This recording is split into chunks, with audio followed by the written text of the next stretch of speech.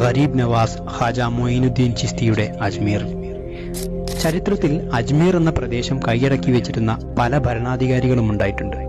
എന്നാൽ AD 1200 മുതൽ ഇന്ന് വരെ അജ്മീർ ഖാജയുടേത് മാത്രമാണ്. തൻ്റെ ആത്മീയതയും മതപ്രബോധനവുമായി കഴിഞ്ഞ അദ്ദേഹത്തെ എല്ലാ മതവിഭാഗത്തിൽ വിശ്വസിച്ചിരുന്ന ജനങ്ങളും ഒരുപോലെ ബഹുമാനിക്കുകയും ആദരിക്കുകയും ചെയ്തു. സൂഫിസത്തിൻ്റെ സുവർണ കാലഘട്ടത്തിലേക്കുള്ള വാതിലുകൾ ഖാജയിലൂടെയാണ് ഇന്ത്യൻ ഉപഭൂഖണ്ഡത്തിൽ തുറക്കപ്പെടുന്നത്.